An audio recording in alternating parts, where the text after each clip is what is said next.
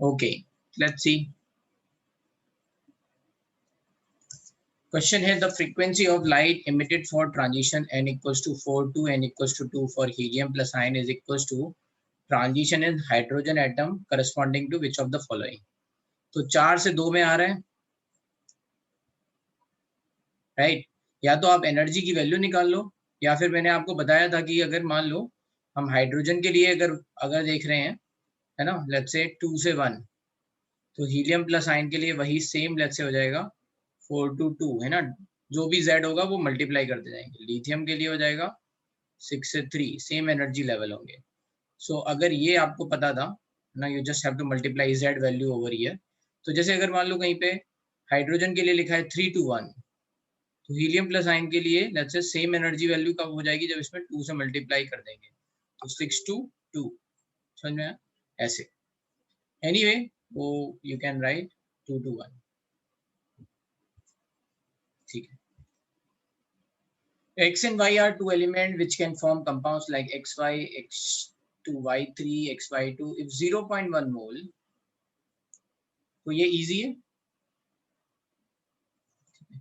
0.1 mole of X2Y3 weights this, तो आपको पता है कि 0.1 मोल का 15.8 है, तो 1 मोल का वेट कितना हो जाएगा, 1 मोल X2Y3 will be equals to 158। इसका एक रिलेशन बना लो, मान लो X का जो एटॉमिक वेट है वो X है और Y का Y है ना, तो दो एटम X के होने के कारण जो ये वैल्यू हो जाएगी 2x + 3y = 158। जैसे 0.2 मोल्स का 17.4 है, तो वी विल से 0.2 का 17.4 है, तो 1 का कितना हो जाएगा, 5 से मल्टीप्लाई करेंगे, राइट? या फिर ऐसे लिख लो 174 डिवाइड बाय 0.2, तो ये कितना आ गया 87, ठीक है। 87 किसका है, XY2 का, मतलब x + 2y = 87। you just solve it, इससे x और y की वैल्यू मिल जाएगी एंड देन आंसर आ जाएगा, ठीक है। अभी मैं छोड़ दे रहा हूँ, है ना, 0.3 का मास निकालना है xy के लिए, तो x का एटॉमिक मास मिल जाएगा, y का मिल जाएगा। So this question is also easy.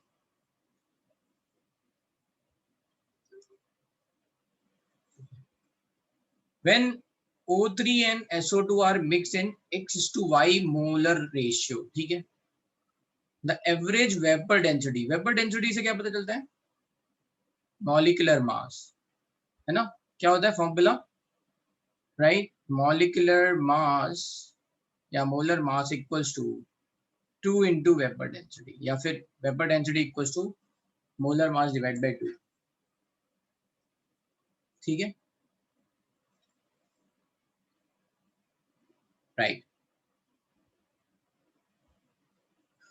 अब देखो इसमें क्या है, यहाँ पे आपको एवरेज डेंसिटी दे रखी है, तो आपको जो मिलेगा वो क्या मिलेगा, एवरेज मॉलिक्यूलर मास मिल जाएगा, right, which is equals to 2 into 29.6 which is 59 है ना 2, ये हो गया।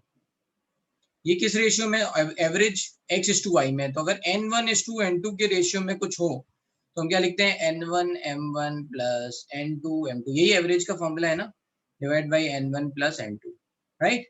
So that's it. आपको x और y के रेशियो में दे रखा है। O3 का मॉलिक्यूलर मास कितना है,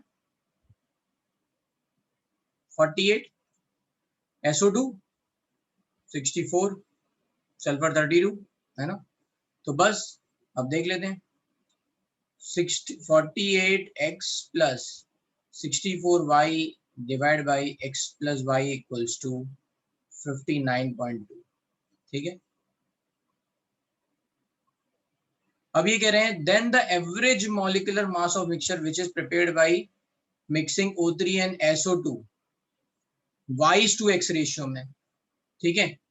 तो यहाँ पे क्या करेंगे, अगर y/x हो जाएगा तो ये हो जाएगा 48y not 64, 48y + 64x divide by x + y =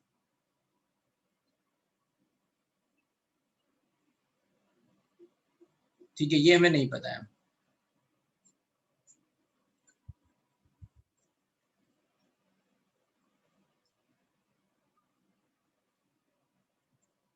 अगर यहाँ पे मोलर रेशियो दे रखा है, राइट, वो हिट एंड ट्रायल करना पड़ेगा, क्या करें, मोल फ्रैक्शन ले लें क्या, उसका आइडिया लग जाएगा। मोल फ्रैक्शन लेके भी कर सकते हैं, ठीक है। अरे सुन लिया आर्यन, कोई बात नहीं, अभी यहाँ फोकस कर लेते हैं। तो बाकी तो देखो ये कट भी जाएगा तो भी हमारे पास 2 अननोन है, राइट। तो इसमें क्या करो, मोल फ्रैक्शन ले लो।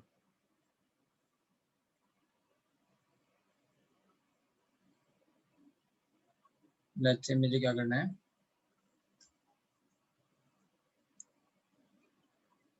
बोलो वरांश। सर एक तरीका है इस सम को सॉल्व करने का, पहले नहीं, सर इसमें इंटीग्रल। हिट एंड ट्रायल से भी कर सकते हैं। नहीं, apart from hit and trial sir. बताओ। पहले सर आपने it was just like quadratic equation in which x plus y is 20 and x plus y is 59.2 something like that ना। कैसे 20? 20 नहीं सर, मतलब हमें एक का ढूंढना है और एक का दिया हुआ है। हम्म तो सर जिसमें दिया हुआ है 59 पॉइंट क्या था सर, 59 पॉइंट। मैं पहले एक मिनट बता देता हूँ, फिर let's we will talk about it, ठीक है। Okay sir. हाँ।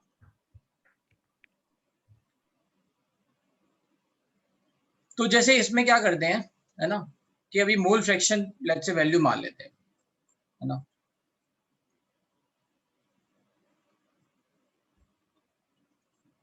ठीक है, अगर हम यहाँ पे थोड़ी सहूलियत के लिए क्या करें, हम मोल फ्रैक्शन की वैल्यू यहाँ पे ले लेते हैं, ठीक है।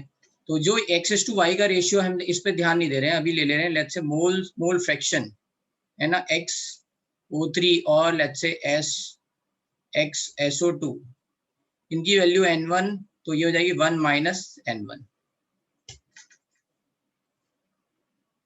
ठीक है। देखो ये जो भी रेशियो है, मोलर रेशियो, ठीक है, अगर हम टोटल मोल्स वन करेंगे, राइट, अगर टोटल मोल्स 1 करेंगे, लेट्स से, पहले मेरी बात समझो, मैं जो यहाँ कह रहा हूँ, x/y की लेट्स से वैल्यू है 5, टोटल x और y, है ना, मान लो इसके 3 मोल है, इसके 2 मोल है, लेट्स से, तो टोटल 5 हो गए। अगर मैं यहाँ टोटल मोल्स 1 करूंगा तो ये कितने हो जाएंगे, 0.6, ये 0.4, सही है ना, वी विल डिवाइड इट। तो मैं बस यहाँ पे क्या कर रहा हूँ, मैं यहाँ पे क्या कर रहा हूँ, एन मतलब, राइट, ये मान ले रहा हूँ कि टोटल मोल्स 1 है, ठीक है। अब आप जो है ना N1 और N2 की वैल्यू निकाल सकते हो, आप लिख सकते हो 48 N1 plus 64 minus 64 N1 equals to, total mass कितना हुआ, एक मोल का मास 59.2। अब यहाँ से आप क्या करोगे, ये minus 60 N1 equals to 59.2 minus 64 which is equals to minus 4.8, 16 N1, तो N1 की वैल्यू कितनी आ गई, 0.3। अगर N1 की वैल्यू 0.3 है तो N2 की वैल्यू क्या हो जाएगी, विच इज 0.7। इसका मतलब क्या है, इनके बीच में जो रेशियो है वो 3:7 का रेशियो है। अब उल्टा कर दो, अब ये कह रहे हैं है ना, y/x हो जाएगा, तो क्या बनेगा, तो बस 7 into 48 plus 3 into 64 divide by 10, तो अब ये वैल्यू निकल जाएगी, ठीक है। तो ये हो जाएगा 480 प्लस 3 इंटू 16 ज्यादा है ना, 48 डिवाइड बाई 10, 52.8। समझ में आया, थोड़ा ट्रिकी क्वेश्चन था ये, क्योंकि इसमें डायरेक्टली एक्स एंड वाई के हिसाब से करके जाओगे तो आपको नहीं लगेगा। This is what you have to do. हाँ,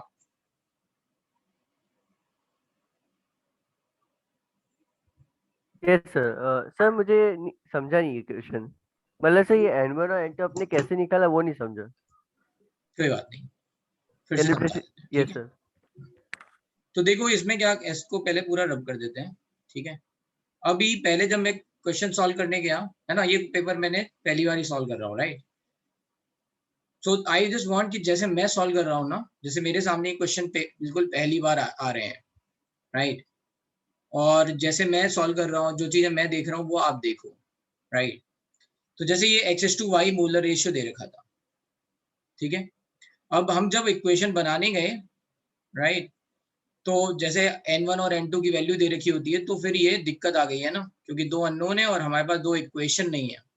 यस सर। अरे रुको भाई तुम, है ना, सुनो, है ना, बस ठीक है।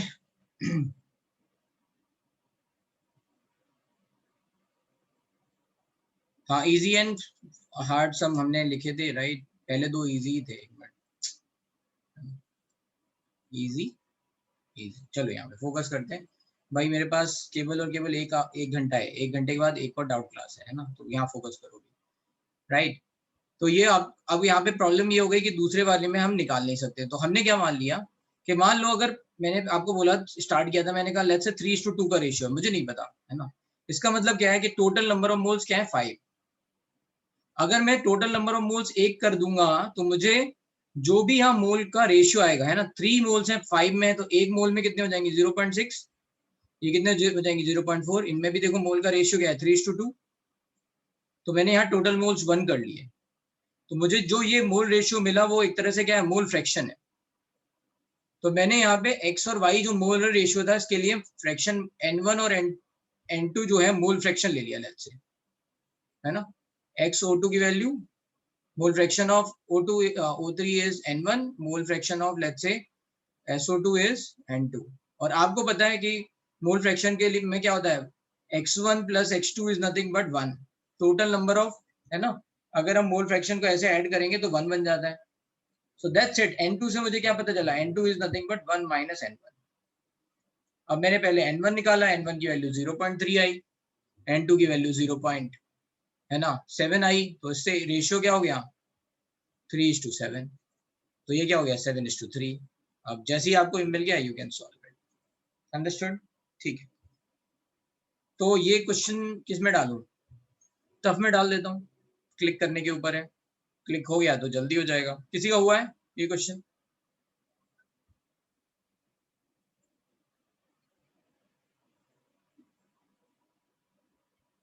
ठीक है, वेरी गुड वेरी गुड। एक बच्चे ने कहा कि उसका हुआ है, चलो। Which of the following statement is incorrect about dx square minus y square orbital? dx square minus y से क्या दिमाग में आता है, लोब्स जो है वो along the axis है, राइट। ठीक है, ये हो गए। अब देख लो, probability of finding electron along axis is 0। तो ये बात सही है क्या, नहीं, इनकरेक्ट ही पूछा है, तो यही हो गया answer. probability of finding electron y axis is not 0, so is not 0, यहाँ पे तो इलेक्ट्रॉन डेंसिटी आ ही रही है। probability of finding electron is maximum along x and y axis, सही बात है, x and y axis पे along, है ना। probability of finding electron is 0 at x equals to y plane, and ये भी बात सही है, ठीक है, तो ठीक है। which of the sample which does not contain same number of sodium atom as there are sodium atoms in 5.3 ग्राम, तो देख लो 5.3 ग्राम में how many molecules are there, या फिर पहले मोल्स आर देयर। Na2CO3 का मोलर मास है 106, तो moles of Na2CO3 कितना हो गया, 5.3 डिवाइड बाय 106 विच इज 1/20, ठीक है। तो मोल्स ऑफ ये मिल गया, तो मोल्स ऑफ Na कितने हो जाएंगे, एक मॉलिक्यूल में दो एटम है, राइट, एक मॉलिक्यूल में दो एटम है, तो एक मोल में दो मोल होंगे, राइट। तो 1/20 में इंटू 2 मतलब 1/10। अब आपको यहाँ ऑप्शन में देखने किस में 1/10 है, तो मेरे हिसाब से कर लोगे, राइट, जस्ट मूविंग अहेड, है ना, किस में होंगे, ये इजी हो गया।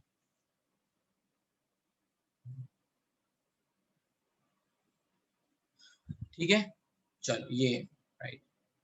If a certain metal is irradiated by using two different light radiation of frequency nu1 and nu2, ठीक है, तो एक बार जो लाइट भेज रहे हैं वो h nu है और एक बार है 2h nu, ठीक है। The maximum kinetic energy of electrons are k and 3k, ये phi, यहाँ पे भी phi, इसमें k, इसमें 3k।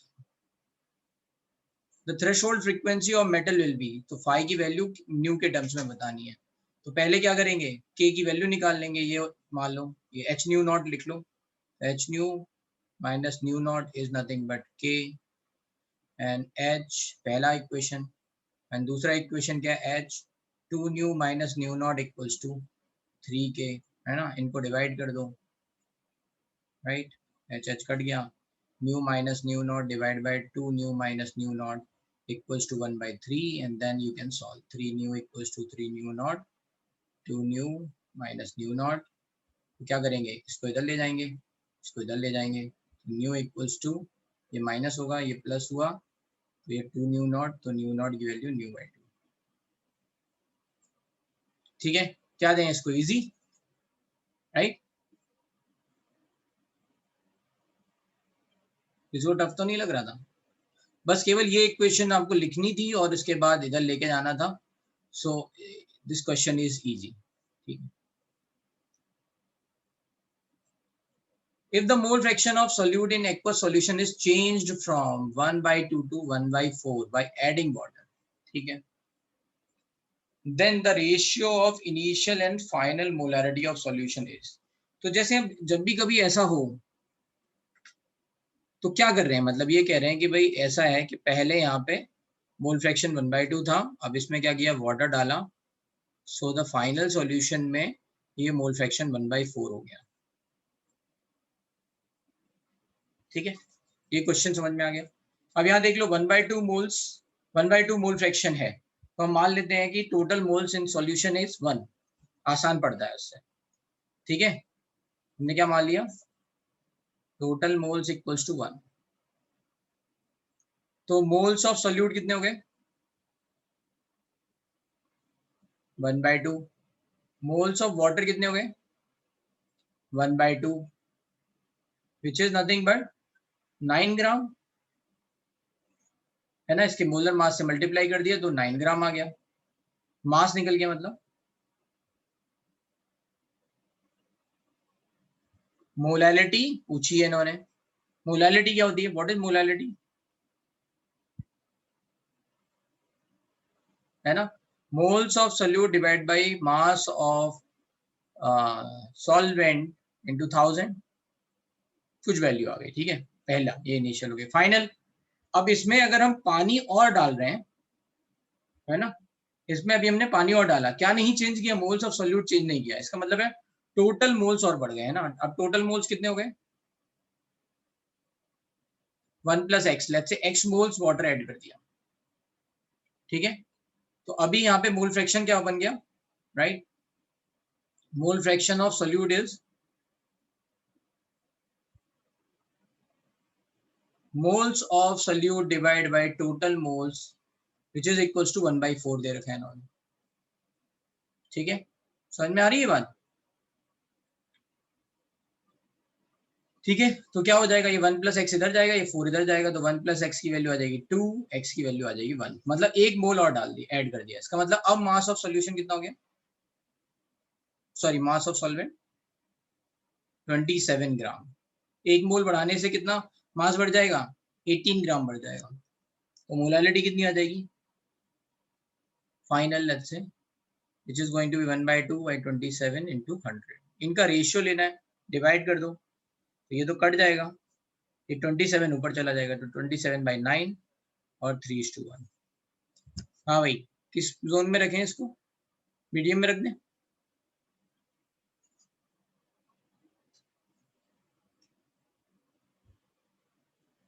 ऐसा क्वेश्चन था मॉड्यूल में, वेरी गुड, तो फिर तो हो गया होगा, ठीक है, क्लियर है, चले आगे,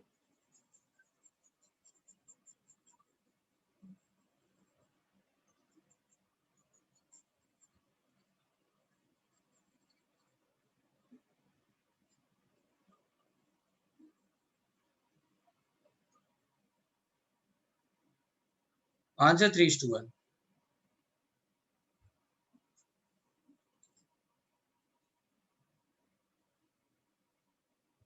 ठीक है, अब यहाँ दे रखा है 25.4 ग्राम of iodine and 14.2 gram of chlorine are made to react completely to yield a mixture of ICl and ICl3. Calculate the ratio of moles of ICl and ICl3. Okay. इसमें ये लिखा है मेड टू रिएक्ट कंप्लीटली, इसका मतलब ना तो iodine finally बच रही है ना क्लोरीन बच रही है ना, रिएक्शन क्या होगी, आपको लिखना पड़ेगा I2 plus Cl2 is going to form 2ICl and I2 plus 3Cl2 is going to form 2ICl3. ये दो रिएक्शन होंगी, ठीक है। अब यहाँ पे टोटल मोल्स कितने हैं, 250 25.4 divide by 127, so this is going to be 0.2 mole, ठीक है। 14.2 डिवाइड बाय, है ना, ये ओवर ईयर, सॉरी मैंने थोड़ा गलत लिख दिया, मैंने एटॉमिक मास लिख दिया, मुझे I2 लिखना है ना, I2 254 होगा, 254, तो 254 मतलब 0.1। क्लोरीन कितना होगा, 35.5 इंटू 2 71, 71 से करेंगे तो 0.2, मतलब total moles of iodine is 0.1 and total moles of right chlorine is 0.2। क्या पता है आपको कि इसका एक मोल इसके एक मोल से रिएक्ट करेगा और इसके दो मोल बनाएगा, है ना, यही पता है हमें। तो मान लो x मोल रिएक्ट करेगा x से तो 2x मोल बनाएगा, और y मोल रिएक्ट करेगा 3y से और 2y मोल बनाएगा। क्लियर है ना स्टोकियोमेट्री के हिसाब से।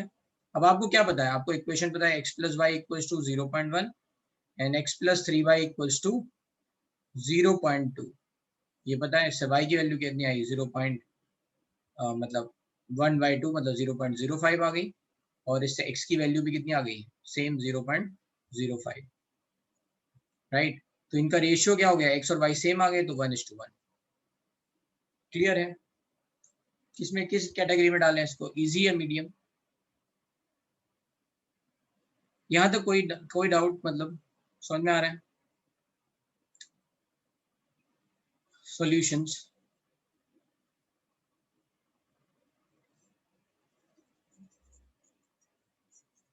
किसी क्वेश्चन में कोई डाउट हो, चले आगे। बुकलेट का प्रॉब्लम है तो फिर इजी होना चाहिए भाई, ये अगर ये बुकलेट का प्रॉब्लम है ना, तो this is we are going to put in easy zone. Booklet का प्रॉब्लम है ना, कोई और कंफर्म करेगा। हाँ ठीक है, तो भाई इजी है, फिर तो बनता है, मतलब आपको करना चाहिए, सॉल्व करना चाहिए, ठीक है। Haemoglobin has 0.25% by mass of iron and cytochrome protein has 0.28% by mass of iron. If a molecule of hemoglobin contains 4 atoms of iron and a molecule of cytochrome protein contains 1 atom of iron, then the ratio of molecular masses of hemoglobin and cytochrome protein is, ठीक है। तो let's say, ठीक है, अब इसमें क्या करेंगे, इस क्वेश्चन में आपको परसेंटेज दे रखा है, परसेंटेज कंट्रीब्यूशन दे रखा है कि 100 ग्राम में हीमोग्लोबिन अगर 100 ग्राम लेंगे तो उसमें आयरन का कंट्रीब्यूशन कितना है, तो वो परसेंटेज आयरन दे रखा है। फॉर्मूला क्या था, n into atomic mass 56 divided by molecular mass into 100, correct, remember. बस इतना ही करना है यहाँ, 0.25 equals to 4 atoms into 56, a molecular mass of hemoglobin let's say into 100 and divide by 0.28 equals to 1 into 56 divided by molecular mass of cytochrome into 100, बस ratio ले लो, क्या होगा, let's say, so what is going to cut, ये cut जाएगा, ये cut जाएगा, है ना, बस अब देखते हैं। तो ये रह जाएगा 0.25 डिवाइड बाई 0.28 इक्वल्स टू 4, ये ऊपर पहुंच जाएगा, molecular mass of cytochrome divide by, है ना, molecular mass of let's say haemoglobin. क्या चाहिए हमें, ratio of haemoglobin to cytochrome चाहिए, तो इसको इधर ले गए, इसको इधर ले गए, MH MC, है ना, क्रॉस कर लिया, तो ये कितना हो जाएगा, 4 इंटू 0.28 डिवाइड बाई 0.25। अब इससे सॉल्व कर लो, ये हो गया 1.12 डिवाइड बाई 0.25, तो ये कुछ 4 पॉइंट समथिंग के आसपास आ जाएगा आंसर, ठीक है, इजी है। The energies of level A, B and C for given, let's say इसको मीडियम लिख लेते हैं because of the length of this question, वैसे तो कॉन्सेप्ट इजी था, ठीक है, पर ठीक है लेंथ थोड़ी बड़ी थी। तो the energy of energy level A, B, C of hydrogen atom are in sequence, EA is greater than EB is greater than EC, EC सबसे बड़ा है, if the radiation lambda 1 are limited to C to B and B to A। अरे ये तो question हो जाएगा ना, बहुत आसान है, कई बार देख चुके हैं, so I am skipping it, है ना, C A B, है ना, बस यहाँ पे ये दे रखा है C to B ट्रांजिशन के लिए कौन सा, lambda 1, B to A lambda 2 and C to A lambda 3। तो बस HC by lambda 3 is nothing but HC by lambda 2 plus HC by lambda 1, solve, easy। For two atoms M1 ठीक है, M1 mass given that M1 minus Z1 equals to M2 minus Z2, ठीक है, M1 is not equals to M2 and Z1 is not equals to Z2R। तो ये क्या हुआ, इन्होंने मास का यहाँ पे दे रखा है A माइनस Z, इसका मतलब क्या हुआ, इसका मतलब हुआ न्यूट्रॉन सेम है, ठीक है भाई, आइसोडाइफर्स में तो A माइनस 2Z होता था ना, A माइनस 2Z, यहाँ मास माइनस Z लिखा हुआ है ना, तो ये क्या हुआ, न्यूट्रॉन सेम हुए, तो बस ठीक है, बस तो आइसोटोन्स हो गया, न्यूट्रॉन सेम, ठीक है, इजी। किसी ने इसको भी गलत कर दिया आइसोडाइफर्स करके, A माइनस 2Z नहीं दे रखा है सेम, है ना। A sequential valence reaction is given like this, starting with 50 moles of B, excess of A and E, how many moles of H will be formed। ठीक है भाई, इसमें क्या करना है, या तो भाई इसमें पूरी एक बैलेंस रिएक्शन बनाओ, राइट, और फिर उसके बाद आप देख लो कि कितना बनेगा, है ना। तो यहाँ पे क्या हुआ है, 9D है, 9D करने के लिए इसको क्या करना पड़ेगा, 3 से मल्टीप्लाई करना पड़ेगा, तो ये हो जाएगा 3A plus 2B plus 18E, इन दोनों को जोड़ दिया मैंने, है ना, मल्टीप्लाई करके डायरेक्टली जोड़ दिया, तो आपको समझ में नहीं आए तो कोई बात नहीं, मैंने डायरेक्टली जोड़ा है ना, मल्टीप्लाई करके 9D से 9D कट गया, और ये है ना, यहाँ 18E आ गया, इक्वल्स टू क्या हो जाएगा 7C प्लस 24F। फिर क्या किया, यहाँ देख लिया F को, F को अगर हटाना है तो 12 से मल्टीप्लाई करना पड़ेगा, फिर जोड़ दो, राइट, 24F से F कट गया, और इसको 12 से मल्टीप्लाई करेंगे तो 72G प्लस 84H, ये बन गई रिएक्शन, ठीक है। 2B से 84H बनेंगे नॉर्मल, ठीक है। तो अब इसमें इस रिएक्शन का रेशियो क्या होगा, परसेंटेज यील्ड, तो 50% का 30% कितना होता है, 15%, और 15% का 80% कितना होता है ना, 80/100 करेंगे तो इससे 12%, तो ओवरऑल रिएक्शन का जो यील्ड आ जाएगा वो हो जाएगा 12%। अब यहाँ से क्या रिलेशन मिला, एक है ना, एक मोल से बन रहे हैं 42 मोल, 50 से मिलेंगे 2100 मोल, है ना, ये मिलेंगे तब जब 100% रिएक्शन होगी, 12% रिएक्शन हो रही है तो इंटू 12/100, तो ये आ गया 252 मोल्स, ठीक है। तो एक तो ये तरीका था, दूसरा फिर ये था कि आप इंडिविजुअल रिएक्शन से यील्ड निकाल के करते हैं, व्हाट विच एवर वे, क्या इजी टफ इजी मीडियम क्या लिखें,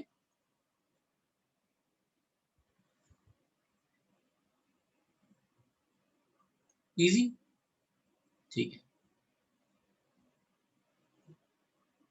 right. A total 50 moles of mixture of H2SO4 and NaOH is taking in varying proportion the maximum number of moles of Na2SO4 formed out of all the possibility is। क्या कर सकते हैं, एक तरीका तो ये है कि भाई, है ना, यहाँ पे एग्जैक्टली निकालें, दूसरा तरीका क्या है, एलिमिनेशन, कब सबसे ज्यादा Na, मतलब ऑप्शन एलिमिनेट करना है, कब सबसे ज्यादा Na2SO4 बनेगा, जब दोनों H2SO4 और NaOH दोनों साइमल्टेनियसली खत्म होंगे। बैलेंस रिएक्शन लिखने के लिए 2 लिखना पड़ेगा, ठीक है।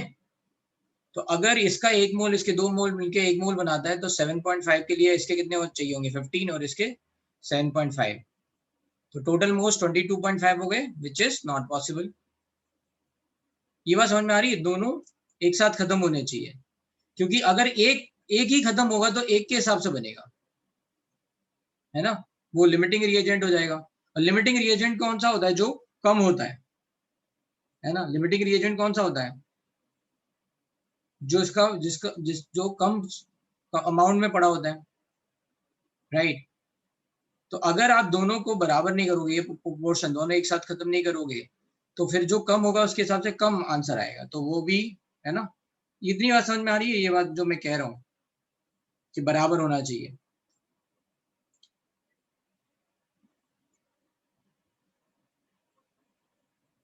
ठीक है, बस। तो आंसर क्या आ जाएगा? 5 मोल्स। इसके 5 मोल से इसके 10 मोल रिएक्ट करेंगे तो 5 बनेगा। टोटल कितने मोल्स हो गए? 15। ठीक है, बाकी तो पॉसिबिलिटी हो नहीं पाएगी। तो थोड़ा सा ट्रिकी, अब बिट ट्रिकी क्वेश्चन। क्या मीडियम डाल दें, या ऑप्शन एलिमिनेट करके तो आसानी से आ ही सकता था, तो इजी डाल। चलो मीडियम डाल देते लो ये। ठीक है, next question. For the hydrogen atom, the energy of subcell 4s, 4p, 4d and 4f are in the order. Hydrogen atom क्या है? Uni electronic species. Uni electronic species के लिए अगर n की वैल्यू सेम है तो एनर्जी सेम होंगी। तो ये बात क्या होगी? ट्रू और false? False. The probability distribution of finding electron is spherically symmetrical for an orbital with azimuthal quantum number L equals to 0. L की वैल्यू 0 का मतलब क्या हुआ? s orbital. s ऑर्बिटल के लिए स्फेरिकली सिमेट्रिकल होता है इलेक्ट्रॉन डेंसिटी या नहीं? यस, तो ये क्या हो गया? True. 3s orbital has 3 spherical nodes, नहीं है ना, n-l-1, तो ये आ गया false. An isolated Fe3+ ion is paramagnetic. इसको सॉल्व कर लेंगे, है ना, तो से पैरामैग्नेटिक आ जाएगा, तो ये क्या हो जाएगा? True. False true false true false true false true B. Anyway false true वाले अगर आपको 3 भी पता होते तो आपका आंसर अपने आप आ जाता है ना, और यहाँ इन्होंने सब जगह ट्रू लिखा ही हुआ है, तो इजी।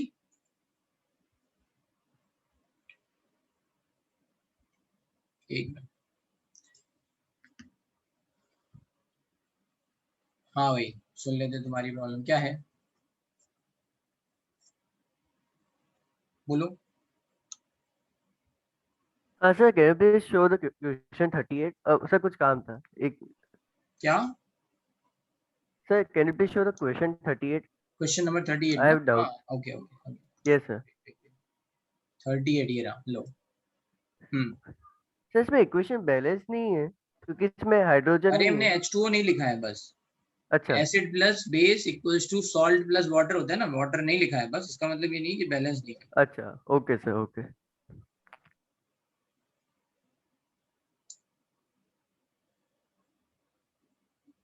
ठीक है,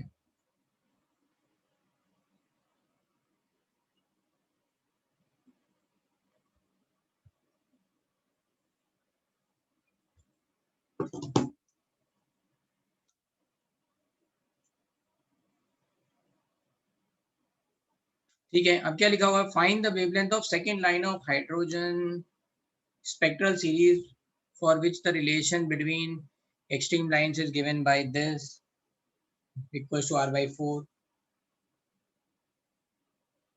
ठीक है, तो क्या इससे क्या मिल जाएगा मुझे? इस तरीके से मुझे n2 की वैल्यू मिल जाएगी। लास्ट लाइन तो आपको इनफाइनाइट पता होता है, यहाँ पे n2 मिल जाएगा कि भाई, है ना, फर्स्ट लाइन क्या होगा, तो आपको ये पता चल जाएगा ये वाली कौन सी सीरीज होगी। जैसे n2 की वैल्यू मान लो 3 आई, तो फर्स्ट लाइन के लिए ये क्या होगा? 2 होगी। Are you getting my point में क्या बोल रहा हूँ, है ना? जैसे मैं लिख दे रहा हूँ 1/λ लास्ट लाइन के लिए। लास्ट लाइन का मतलब क्या है? हाईएस्ट एनर्जी की लाइन, है ना, इनफाइनाइट से n1। तो इसके लिए क्या होता है? 1/λ equals to r, let's say we are going to write r z², hydrogen है तो z² हटा देंगे, r n1²। ठीक है, फर्स्ट लाइन के लिए क्या हो जाएगा 1 बाई लैम्डा इक्वल्स टू, है ना, this is nothing but r 1 upon n1 square minus n2 की वैल्यू क्या हो जाएगी n1 प्लस 1 का होल स्क्वायर, या n2 स्क्वायर ही लिख दो। जब इनमें से इसको सब्ट्रैक्ट करोगे तो ये वाला पार्ट कट जाएगा, तो इससे n2 की वैल्यू आ जाएगी। तो n2 की वैल्यू कितनी आई 2 आ गई, है ना, क्योंकि r/4 दे रखा है। इसको सॉल्व करेंगे कट जाएगा, तो ये बचेगा क्या r(n2 square) which is nothing but r/4। तो n2 की वैल्यू 2 आ गई। n2 की वैल्यू 2 आ गई तो ये वैल्यू कितनी आ जाएगी 1। सेकंड लाइन पूछ रहे हैं, ये सेकंड लाइन का मतलब क्या हुआ 2 से 1 फर्स्ट लाइन, सेकंड लाइन 3 से 1, 3 से 1 निकाल लो, ठीक है, हो जाएगा easy. An element X reacts with compounds YyO3 to produce X3O4 Y2O3. The number of moles of X3O4 produced if 1 mole each of X and YO3 are allowed to react.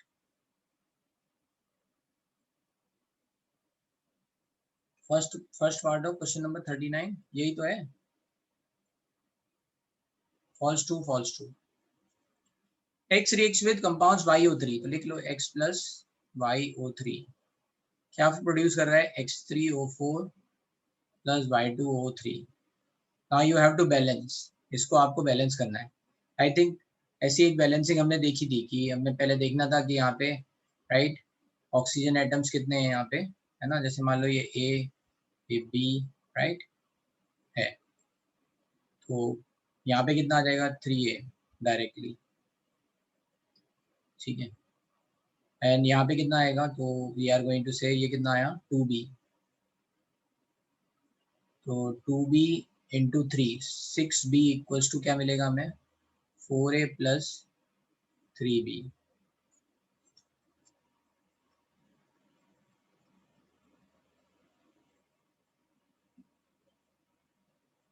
बस ये हो गया हमारा, तो हमें यहाँ से मिल गया 3B equals to 4A।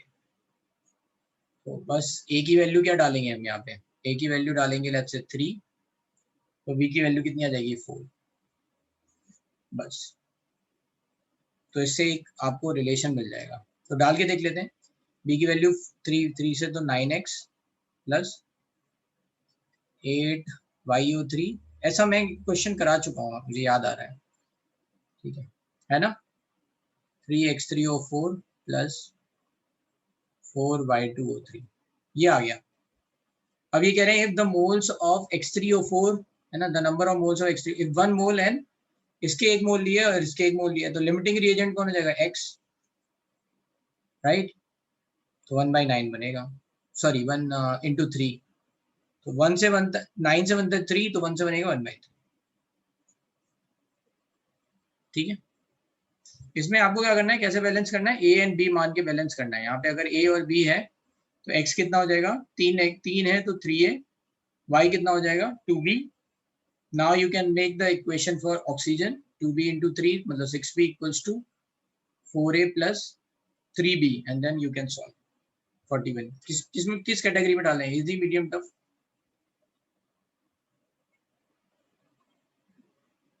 Medium. Balancing थी क्लिक करने के ऊपर है, लेट्स से टफ ही डाल देते हैं, अगर क्लिक नहीं हुआ होगा तो फिर नहीं बनेगा, फिर बहुत दिक्कत हो जाएगी। Any compound X contains carbon, hydrogen and oxygen only by the percentage why the mass of hydrogen is 1/6 that of carbon which is 1.5 times of oxygen, the formula of compound can be। क्या कर सकते हैं इसमें best, दिमाग ही नहीं लगाना है, इन्हें मास लिखो इन सबके, देख लो कौन कितने परसेंट है, ठीक है ना, फिर इजी बन जाएगा, है ना। अगर आपने क्वेश्चन को उल्टा करने की कोशिश करी तब दिक्कत हो जाएगी। एलिमिनेट करो option, so easy, again it depends on कि तुमने ये बात रीड कर पाई या नहीं कर पाई, है ना, so it's up to you. India को मेडल नहीं मिला है डिस्कस थ्रू में, चलो वैसे तो मिल ही नहीं रहा है कहीं किसी में भी। The de Broglie wavelength of electron, proton and alpha particle will not be in the order if, अब देख लो यहाँ पे ये सब की वैल्यू लिख लो, लैम्डा ई इक्वल्स टू क्या है h/√2me q v, है ना, h/√2m p e v है ना, and h/√2m alpha e 2e v है ना, ये लिख लिया, या फिर काइनेटिक एनर्जी भी लिख सकते हैं यहाँ पे। अब देख लो इन्होंने क्या दे रखा है, is not in the order, मतलब ये ऑर्डर नहीं होगा, है ना। Momentum of all the particles are same, momentum अगर ऑल द पार्टिकल सेम हो जाएंगे तो क्या हो जाएगा, लैम्डा इक्वल्स टू h/mv, यही होता है ना। Momentum of all the particle same, मतलब mv की वैल्यू सेम होगी तो लैम्डा भी सेम ही होगा, तो यही हो गया आंसर। बाकी तो the accelerating potential difference is same for the particle, अगर v सेम हो जाएगा तो ये वैल्यू आएगी आएगी, क्यों, जितना मैग्नीट्यूड छोटा उतना लैम्डा की वैल्यू बड़ी, तो यहाँ मास पे डिपेंड करने लग जाएगा, मास अल्फा पार्टिकल का सबसे ज्यादा, इसलिए वेवलेंथ छोटी, तो ये बात यहाँ पे ऑर्डर हो जाएगा।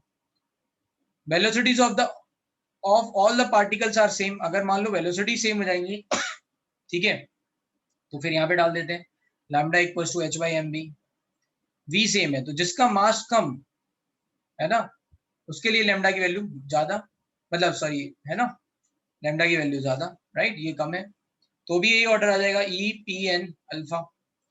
Kinetic energy of all the particle same, अगर यहाँ काइनेटिक एनर्जी लिख देंगे तो भी ये मास पे डिपेंड कर रहा है, तो all other options are same, यही आ जाएगा जहाँ पे। तो इसको किस में डालें, इजी में डाल दें, अगर ये लिखा आपने फॉर्मूला जैसे ही लिखा आपको दिख गया होगा, अगर नहीं लिखा होगा तो दिक्कत है।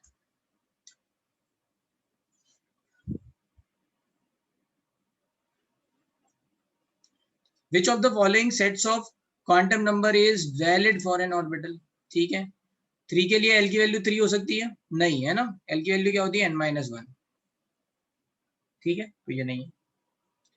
3 के लिए L की वैल्यू 2 हो सकती है, बट 2 के लिए M की वैल्यू +3 हो सकती है, नहीं, M की वैल्यू होती है -L2 + L, तो ये नहीं हो सकती है। L की वैल्यू 4 के लिए L की वैल्यू 0, ये सही है, फिर भी चेक कर लेते हैं यहाँ, 2 के लिए -3 हो सकता है, नहीं हो सकता है, तो ये क्या है, ये easy PG easy question. In what volume ratio can 0.1 molar Fe2SO4 ultralize 0.1 molar this mixed so that the ratio of total number of moles of positive ions to the total negative, ठीक है, ठीक, consider are the only present, ठीक है, अब ये कह रहे हैं कि सारे टोटल कैटायन देख लो, ठीक है, लेट्स से इसका वॉल्यूम है V1, इसका वॉल्यूम है V2, we have to find V1 is to V2, तो पहले हम निकालेंगे Fe2SO4 होल थ्राइस के मोल्स कितने होंगे, Fe2SO4 होल थ्राइस के mole and Al2SO4 whole thrice के मोल, ठीक है, तो इसके मोल्स कितने होंगे, molarity into volume 0.1 V1 0.1 V2, फिर इसमें कैटायंस के मोल्स लिखेंगे, कैटायंस के मोल्स कितने हो गए, एक मॉलिक्यूल में 2 आयरन है तो ये हो जाएगा 2 into 0.1 V1 N1 M1 B1, यहाँ पे SO4 के कितने हो जाएंगे 3 इंटू 0.1 इंटू V1, ऐसे ही एल्यूमिनियम के कितने हो जाएंगे 2 इंटू 0.1 V2 एंड, है ना, यहाँ पे 3 इंटू 0.1 V2, ठीक, अब टोटल कैटायन कितने हो जाएंगे, तो 0.2 V1 प्लस 0.2 V2, और टोटल एनायन कितने हो जाएंगे, राइट, 0.3 V1 प्लस V2, ये हो जाएंगे, ये कह रहा है ये 2:3 है ना, तो ये 2:3 ही होगा, V1 और V2 पे तो डिपेंड कर ही नहीं रहा है ना, V1 और V2 पे डिपेंड नहीं कर रहा है, तो ये क्या होगा, all of these, tricky question है ना, यहाँ पे अगर रेशियो लोगे बिना V1 और बिना V2 की वैल्यू के भी ये 0 है ना, 2:3 है, तो V1 और V2 की कोई भी वैल्यू आ जाए इतना ही रहने वाला है, tricky question, put in medium और मीडियम, वैसे तो इजी है लेकिन ठीक है। A sample of chemical substance absorb photon of frequency this, 40% of absorbed energy released in the form of photon of frequency this, the ratio of number of photon absorbed to the number of, अरे ये तो कितनी बार कराया है ना, E absorbed क्या हो जाएगा, है ना, number of photons absorbed into, है ना, energy of photon absorbed, So hc by lambda absorbed. ठीक है, energy emitted is nothing but photons emitted into hc by lambda emitted. तो इन्होंने यहाँ फ्रीक्वेंसी दे रखी है ना, तो ये हटा दो, तो यहाँ न्यू ए एंड यहाँ न्यू ई, बस ये दे रखा है 40%. ये कह रहे हैं इनके बीच में रेशियो है 40%. कर लोगे, मैं बस स्किप कर रहा हूँ इसे. ठीक है, टाइम थोड़ा कम है तो ये इजी है. 0.54 gram of metal yields 1.02 gram of its oxide. Which of the following is incorrect? ठीक है, तो एक रिएक्शन लिख लो जिसमें ये M2O3 बन रहा हो. तो let's say M2M plus 3O gives M2O3. इसका मतलब है 2M, अगर इसका मोलर मास M है तो 2M से कितना बनेगा, 2M plus 48 बनेगा, राइट. 1 ग्राम से कितना बनेगा, 2M plus 48 divide by 2M.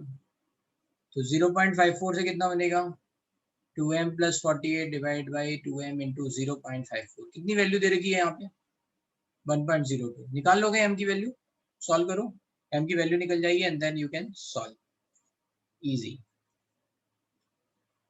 Considering Bohr models to be valid when an electron of hydrogen-like species jumps from a higher energy level to lower energy level, then angular momentum, नहीं भैया, angular momentum क्या होता है, nh/2 pi है ना.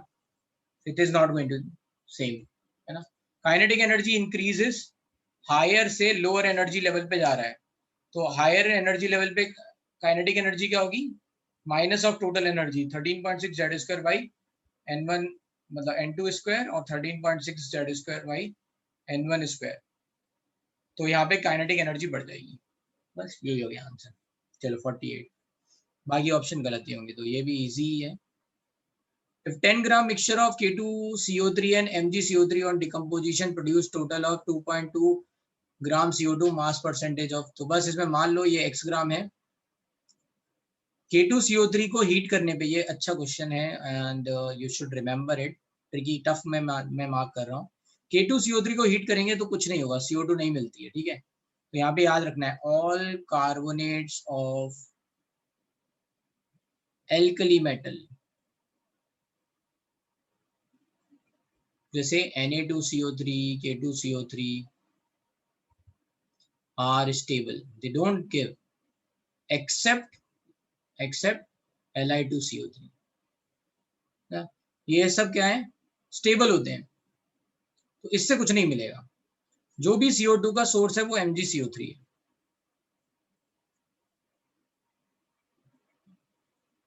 ठीक है, तो इसके 84 ग्राम से अगर 1 मोल लिखेंगे तो 84 ग्राम से कितना मिलेगा, 44 ग्राम.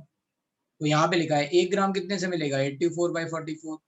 तो 2.2 ग्राम कितने से मिलेगा, है ना, 84 डिवाइड बाई 44 इंटू 2.2, इससे कितना गया 20 बार 4.2. तो K2CO3 कितना हो गया 5.8, मतलब 58%.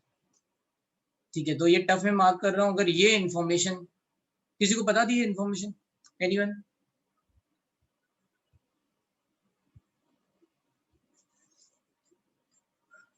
ठीक है, तो ये इन्फॉर्मेशन है, इंपॉर्टेंट है, ये याद रख लो. ठीक है, MgCO3 MgO प्लस CO2, यहाँ O2 कहाँ से हो जाएगा, CO3 है ना, 3 ऑक्सीजन है, बैलेंस करो भाई. ठीक है, question number 50. If Z component of orbital angular momentum is 2hy, orbital angular momentum Z component, then magnitude of orbital angular momentum can never be. ये बाहर का क्वेश्चन दे दिया है इन्होंने. ठीक है, ये भी टफ ही मार्क. अब इसमें एक फॉर्मूला होता है, जैसे हमने ऑर्बिटल एंगुलर मोमेंटम का फॉर्मूला देखा था, √L इंटू L+1 h/2 पाई. जैसे अगर Z कंपोनेंट लेंगे, है ना, तो ऑर्बिटल एंगुलर मोमेंटम होता है, राइट, वो एक वेक्टर क्वांटिटी है. उसको रिप्रेजेंट करते हैं ऑर्बिटल एंगुलर मोमेंटम को L से. ठीक है, ये जो वेक्टर है L, इसका Z कंपोनेंट ले रहे हैं, तो इसका Z कंपोनेंट का फॉर्मूला होता है Z component of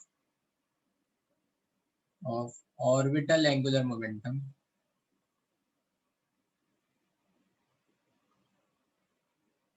term is m into h/2 pi, where m is आपकी मैग्नेटिक क्वांटम नंबर. तो यहाँ पे इन्होंने मैग्नेटिक क्वांटम नंबर की वैल्यू +2 दे रखी है। अब मैग्नेटिक क्वांटम नंबर की +2 वैल्यू राइट मिल गई, then the magnitude of orbital quantum number can be. अब आपको ऑर्बिटल क्वांटम नंबर निकालना है L/L+1 √h/2π। एंड ये मुझे पता है ये वाला पार्ट आपने नहीं किया है ना, तो ये थोड़ा बाहर का है पार्ट है, इसीलिए यहाँ पे ये टी लिख रहा हूँ मैं, टफ। ठीक है,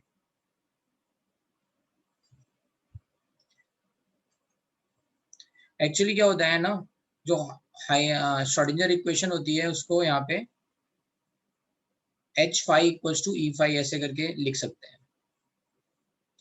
और ये हैमिल्टोनियन लेट्स से वेक्टर होता है। तो ये फॉर्म जो है ना, इस फॉर्म से ये फॉर्मूले कुछ कुछ निकले हुए हैं, and this is not the part in our lecture syllabus. ठीक है, तो अब ये आ गया है तो ठीक है, सीख लेते हैं एक नई चीज है ना, m की वैल्यू मिल गई। तो हमें अब ये देखना है m की वैल्यू +2 किसके से मिल सकती है। m की वैल्यू +2 इन्होंने पूछा क्या है, कैन नेवर बी। अच्छा, m की वैल्यू देखो +2 किसके लिए नहीं हो सकती है, l की वैल्यू 1 के लिए नहीं हो सकती है, राइट। m की वैल्यू +2 हो सकती है, l की वैल्यू 2, l की वैल्यू 3, l की वैल्यू 4, l की वैल्यू 5 सबके लिए हो सकती है, बट l = 1 के लिए नहीं हो सकती, और एक l = 0 के लिए नहीं हो सकती।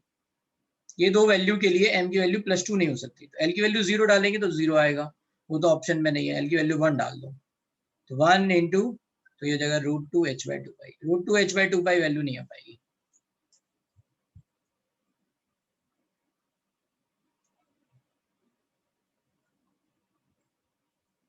ठीक है, तो अभी यहाँ पे सीखने वाली चीज है वो आप देख लो। यहाँ पे इस क्वेश्चन में मैं बस इतना ही बोल रहा हूँ, ये फॉर्मूला याद रख लो। z component of orbital angular momentum is nothing but mh/2π, और mh कट है ना, इसको क्या लिख सकते हैं, mh कट।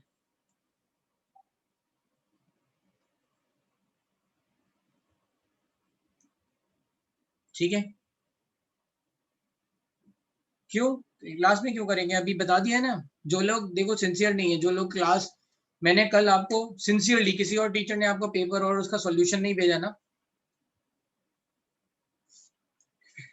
मैंने सिंसियरली नो भेजा सर, ढूंढ ढांड के, मैंने भेजा। नहीं सर, नहीं मिला हमें। अरे भैया ग्रुप पे देखो, कैसे नहीं मिला, वैसे तो तुम ग्रुप पे बड़ा एक्टिव रहते हो।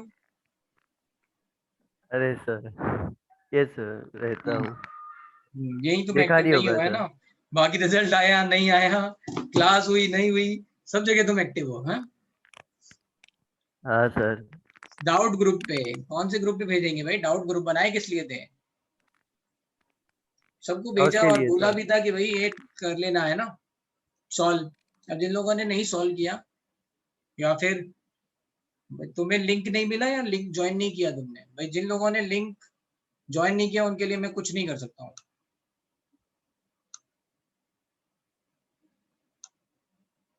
सर, हम्म, सर ये जो लास्ट क्वेश्चन है हाँ, और ये जिस कॉन्सेप्ट पे बेस्ड है सर, वो हम लोग आगे पढ़ेंगे या अगले ईयर के लिए है वो?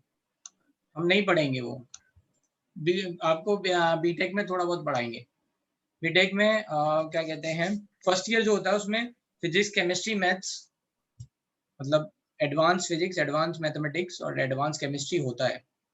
मतलब हमारे टाइम पे तो था, अभी वो कुछ चेंज हो गया हो तो पता नहीं। एक तो 2 बार पढ़ाया जाता है। So sir, means this topic is not for 11th, it is for higher classes. हाँ, तो उसमें फिर वो क्या करते हैं ना, जो श्रोडिंगर की मैंने तो आपको टाइम इंडिपेंडेंट वाली इक्वेशन बताई थी, ठीक है, उसमें होता है नॉर्मलाइजेशन होता है, और मतलब बहुत सारी चीजें होती हैं। ठीक है, तो उसमें वो लोग क्या करेंगे, आपको श्रोडिंगर इक्वेशन अगेन प्रूव कराएंगे। मतलब मेरे टीचर ने तो कराई थी जो मुझे पढ़ाते थे, अब पता नहीं आप किस इंजीनियरिंग कॉलेज में पहुंचोगे और वहाँ क्या टीचर पढ़ाएगा, बट वो फिर से प्रूव कराते हैं। और इसको प्रूव कराते हैं हैमिल्टोनियन लेट्स से वेक्टर के हिसाब से। ठीक है, ये आइगन वैल्यूज बताएंगे, मतलब है कुछ कुछ उसमें। ठीक है, Okay sir. ठीक है, तो राइट, ये मैंने पेपर आपको सॉल्व करा दिया, उसको आप देख लेना ढंग से। अब मुझे ये बताओ कि किसके केमिस्ट्री में सबसे ज्यादा मार्क्स आ रहे हैं अपने आप, है ना, 100 में से कोई है जिसके 70 80 कुछ आ रहे हैं।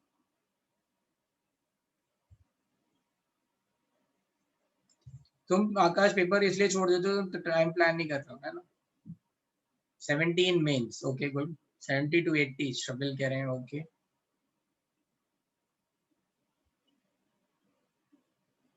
आई डोंट नो बेटा कौशल। 50 अबव है, ओके चलो ठीक है। तो अब देखो 2 चैप्टर आप लोगों के हो चुके हैं और इस पे आपके 2 टेस्ट हो चुके हैं, ठीक है। सो दिस इज वेरी इंपॉर्टेंट जो मैं अभी कहने जा रहा हूँ। अब आपके 2 चैप्टर हो चुके हैं, 2 चैप्टर हो चुके हैं और उसके 2 टेस्ट हो चुके हैं। मतलब 2 टेस्ट का मतलब ये है कि इसमें कंबाइंड आया था, है ना, 50% पार्ट। तो आप ऐसा मान सकते हो कि 2 बार आपने एटॉमिक और 2 बार मोल का आपने पेपर दे दिया।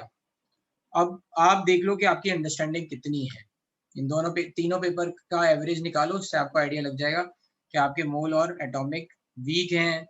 अगर आपकी के नंबर 50% से ऊपर नहीं है ना, अगर आपके नंबर 70% से ऊपर है मतलब स्ट्रांग हो गए दोनों, 50% से ऊपर है गुड है, 50 to 30% के बीच में मतलब एवरेज, और 30% से भी नीचे है तो पुअर है दोनों में अंडरस्टैंडिंग। एंड अभी तीसरा चैप्टर चालू हो जाएगा, तीसरा चालू ही हो गया है, उसका टेस्ट है, राइट।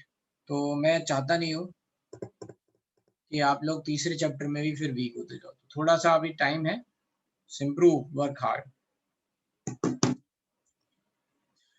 ठीक है। हाँ, अब मैं जा रहा हूँ, नेक्स्ट क्लास मेरी, जल्दी से क्विकली पूछो, मैं जा रहा हूँ। Sir, I had a small doubt in 39th question. बोलो। In that, if the question was for multi-electronic species, then the first option would be correct, no? हाँ करेक्ट, मतलब yes. Okay, I got confused and I wrote it as two. ठीक है,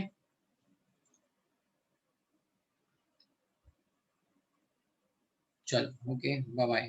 Bye, sir. Have a nice day. Same to you. Thank you, sir.